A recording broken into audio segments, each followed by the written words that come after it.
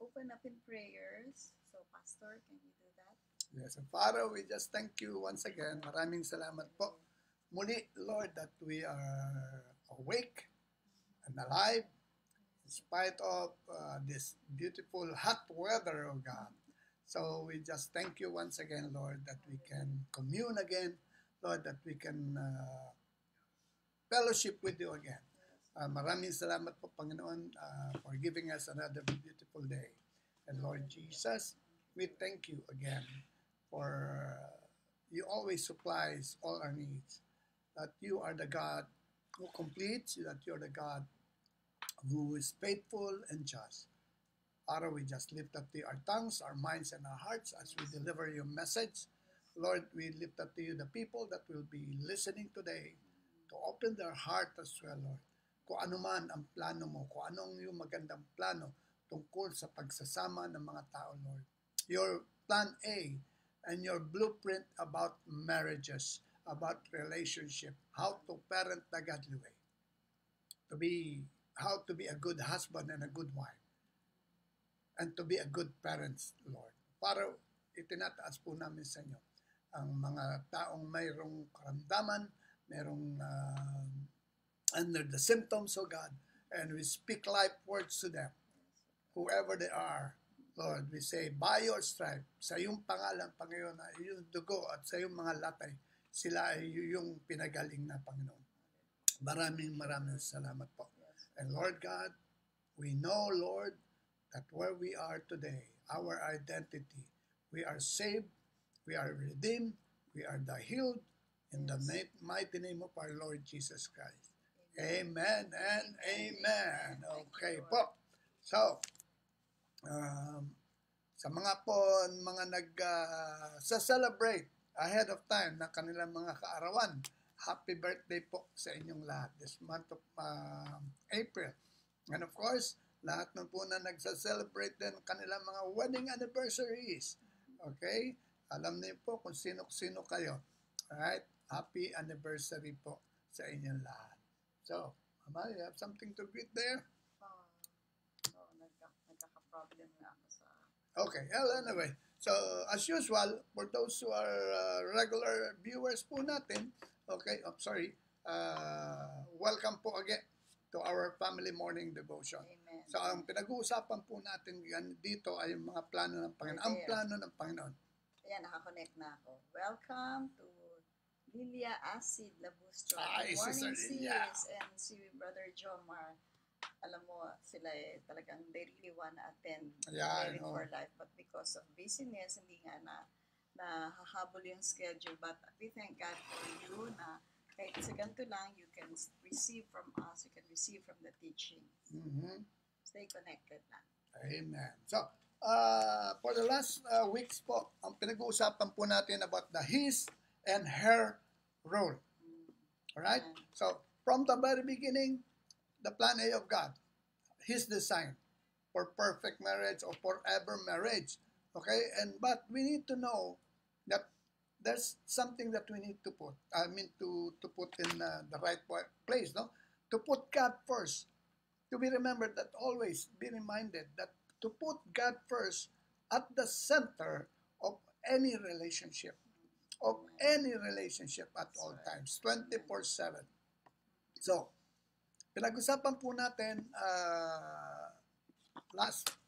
for the last weeks the roles of the husband. Okay? So, nire-review lang po natin ito. So, if I can suggest, have a pen, ball pen, or a notebook to write it down. Okay? So, it's about reassuring and covering. Alright? So, it's about being a leader. Me, as being the wife. Being the husband. I'm not the wife, I'm the husband. Okay? And then being the provider. Okay? Being the provider. And of course, being the example of God's side. And to be a lover. Okay? Husband must be a lover and a champion. Okay? That your body is not your own. Okay? It belongs to her, to your partner. And then, of course, example of God's sovereignty. So, hindi ko muna itutuloy yung isa kasi yun ang pag-uusapan natin about intercession and warrior. So, about you, Mama. Ano naman ang iyong role? Yeah, in the past week, I've talked about the wife as the helper, hindi katulong, but a support to the husband. Amen. Yes, also a supporter, and we are also the administrator, and we also reflect the love of God. Dapat nakikita yan sa ating mga wives, no? And also, we are also a lover and a companion, and a reflection of God's creativity, and also an intercessor and discerner. Yan po yung pag-uusapan natin. Now, for those who have missed it out, alright, you can always review. Go back. Ito po yung nakakatuwa sa ating panahon ngayon na yung na-miss out mo, pwede mong balikan. Pwede mong balikan. And praise be to God to this technology. Alright? So, for today, ang pag-uusapan po natin ay his role about being an intercessor and warrior. Okay? In James 4:7, that says, therefore, submit to God, resist the devil, and he will flee from you. And there's another one, all right? In James 5:16, confess your trespasses to one another and pray for one another that you may be healed. Okay? The effective fervent prayer of a righteous man avails much. So, ang role po ng husband, being an intercessor, and a warrior. Okay? That's right. Hindi natin pwede lang sabihin na, bahala na si wife mag-pray for the family. Both husband and wife should pray for the family. Correct. You have to cover your family, you have to cover your relationship, your partner with prayers. And Yeah. how do we do this? Sinabi nga kanina in Right. Just as Jesus constantly intercede for the church, you must be the chief intercessor, all right? The chief intercessor for your wife and family. So the responsibility of the husband is to be the intercessor, to be the prayer warrior for your wife and family. You are responsible for your spiritual warfare on behalf of your family, and you need to let them know you are praying for them. Amen. All right? You must take authority over the spirits of darkness that are coming against your family. Okay? So, God has given you the ability to be spirit-led. To be spirit-led in your discernment of enemy activity. So, the husband must know kung merong, sabi nga may mga, kung tinatawag natin mga in your paligid, sa inyong kapaligiran. Okay? Kung meron kayong nakikitang medyo iba ang kinikilos, alright, may balak gawing mali. Okay? But even in the spirit, dapat na-discern ni husband Correct. that there's something that is going to happen. In the spirit, na-discern dapat ni husband. If he is a prayerful man, malalaman niya yung ma-discern niya yun. But if he's not, mahirap. Nawawala. Kailangan, ang nakikita lang niya in the natural, ang pwede niyang ma-protect. No? But we know naman that the enemy is a spirit. So, umpisa pa lang, parating pa lang dapat na-discern na ni husband. Amen. So, the man must be a prayerful one. When tinuro sa atin that when the Holy Spirit gives you a discernment, you need to pray right away. Instantly, hindi yung mamaya na lang. Okay? Now, God has given you the ability to be spirit-led in your discernment of enemy activity. He will also enable you to discern fleshly motives in family members and others that affect that family. Call on God for wisdom in dealing in these areas and use the authority of God given to you. The authority of God. And use the authority God has given you over the enemy. So our responsibility of being the intercessor warrior. Protect our family. Alright? So, yun po ay isang mahalagang responsibilidad ng isang ama, ng isang asawa in the home, in every home. Okay? So, Okay. The wife naman, as an intercessor, would you like to show it? yeah, wait. Okay. The role of a wife as an intercessor and discerner. In Ephesians 6:18, it says, praying always with all prayer and supplication in the Spirit, being watchful to this end with all perseverance and supplication for all the saints. And another verse, Another one is in 1 Thessalonians 5:17. Pray without ceasing. So ano ibig sabihin nun? Dapat, wife should always be in prayer. No, the intercession of a godly wife for her husband, her children, and her grandchildren brings her assurance of God's hands in their lives. She has no fear of adversity, and she exercises authority over the enemy in the name of Jesus. You are to be your husband's chief intercessor. Sabi nga kanina, both husband and wife kailangan chief intercessor of the family. But the wife should always pray for the husband kasi nga si husband yung spiritual leader in the family. So pag mali yung direction ni husband at hindi mo pinagpa-pray, mamamali ang buong direction ng buong family. So be open to the direction from the Holy Spirit during the day to alert you to His prayer needs. So umaga pa lang, no, you really have to pray para alam mo na you are in tune with the Holy Spirit and your steps are ordered every day, no? Be open to the direction of the Holy Spirit always. You need not fear the work of the enemy in the lives of your family when you are alert to his attack. Hindi tayo matatakot kasi we know naman the enemy is cunning thief. Schemy siya eh. Magbibigay lang yan talaga ng pananakot. But he has no power over you if you don't let him. The only power that the enemy has is the power that you give him. So pag alam nyo na, you know your authority, this is my right, enemy, you cannot attack my family, you cannot come into this family because we are protected by the precious blood of Jesus. Amen. That's how you attack him. That's how you use your authority.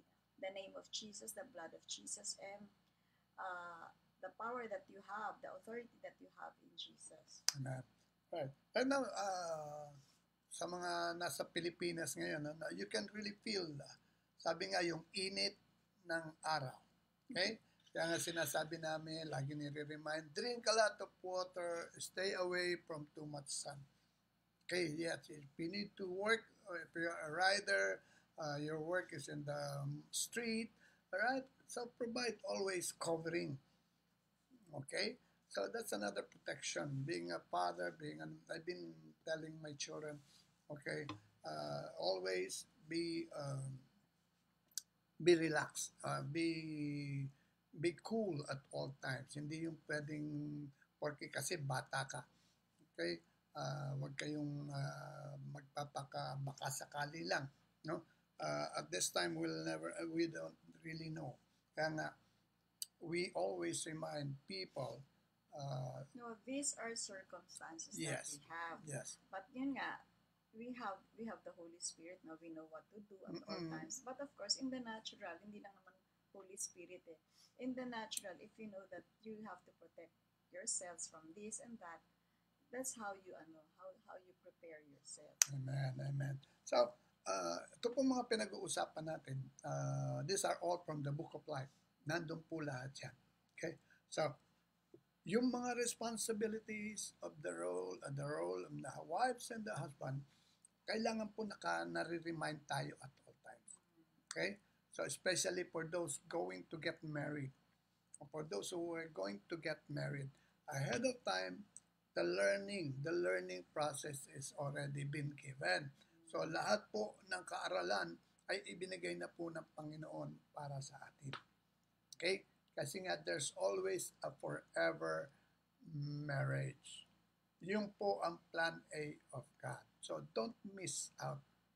So, ahead of time, if you've been married for 2 years, 3 years, 10 years, 20 years, or even more, all right, God is not yet finished with us. God wants us all to learn. So, additional to this, alright, are the instructions. May instructions pa po si Lord. Hindi pa po tayo tapos with the lessons. Instruction for the husband. Okay, so ito po instructions. Read your favorite gospel in light of what Jesus was to the church and did for the church. Compare this to your relationship with your wife. Okay, so sabi nga daw po, alright, dapat meron tayong verse, alright, na nagre-rema para sa atin. Okay, so na pwede nating ipangkumpara sa ating asawa. Now, another one, alright, of the instruction for the husband is, remember this is your responsibility to God, not your wife, and future or the future wife to you. So, yung instructions po, okay, is not for our wife only. It's actually responsible to God. That when we said, I do, ito po yan, no? When we said, I do, to our partner, okay, nandun po tayo sa dambana. Kung natatandaan niyo po yung inyong mga wedding vows, right? Uso noon yung yung mga parang copy-paste na itinuturo. That's why ngayon po, in the modern times natin, individually, the groom and the wife, all right, are preparing something coming from their heart. Okay? So, yun po ay dapat nating laging tinatandaan. Ano ba yung sinabi ko kay wife? Ano ba yung ipinangako ko kay wife? Actually, hindi po kayo nangangako kay wife. Nangangako po kayo kay Lord. When you said, I do to your partner, but you need to say, I do to the one who is in the center of your relationship. Okay? So, for the wifey, Mama, can you read? Instruction for the wife. Read your favorite gospel in light of how the church responded to Jesus. So, ganun din, no? Si husband, how Jesus' relationship to the church. Tayo naman, how we respond to Jesus. Diba? Kasi, kina-compare nga yung relationship ng husband and wife to the church and the responsibility of the church to Jesus, yung kanilang relationship. But we always remember, no? You might be at first, all right, doing it. Okay, being in the first few years of your relationship, if you're newly married or planning to get married. But the moment yung dumarating na yung mga responsibility, okay, yung mga responsibility. So doon naman po pumapasok yung way ng kaaway para tayo ilayo doon sa mga aral na gusto ng Panginoon sa atin. Kasi nagdodoble kayo si husband, lalo na pag nagkakaroon na ng mga anak, the first child, alright? So nagkakaroon na ng another, parang nadadagdagan ng bigat o tinatawag na kailangan niya. Kasi they do not see the word anymore. Kasi yun na dapat standard natin in marriage, the word of God, no? Yung relationship ng church and Jesus Christ. Because of busyness, wala na, hindi na na-open yung Bible, hindi na nakapag-usap about your relationship in regards to what the Lord is comparing relationship to Him and the church. That's right. So doon na tayo nakafocus sa work, provide. Yeah. And in a way that the devil is winning the round in your life. Kasi nagiging masyado, lalo na yung tinatawag na business. Nag-business, naging business, hindi na naging priority ang pamilya. That's why we always remind people, it is God first, second is the family, right? Third is your business or ministry. God first, right? Family second, Second, a family. And third, ang inyong business or ministry. Right. So, That's right. the instruction again for the husband. Okay? Do not criticize her. So, wag daw criticize si Mrs. Saan ba nag-uumpisa ang mga pag-criticize? Okay? Yung mga pagluluto. Newly married Di ba? Ano ba naman yung luto mo? Maalat, maasim, o whatever. Okay? Imbis na pintasan, okay, kailangan ina-appreciate at sabihin in a nice way. Okay? The way, anything na alam natin. Ang mga babae po kasi, very sensitive sila. Tama? Like right now, Irene is enjoying her baking. Okay? Although hindi niya ako pinatitikim. Ayaw niya patikim sa akin. Dapat ako lagi pinatitikim. Bawal. Okay? But I always enjoy seeing her. Kanina, nag-bake na naman yan. Alright? So, early morning. Ganun yan. Ganun na. Trip lang. Pero, may order kasi siya na, so, don't criticize except, rather than criticize her, alright, you affirm your partner. Okay? So, what about the wife? For the wife naman, Wait. another instruction.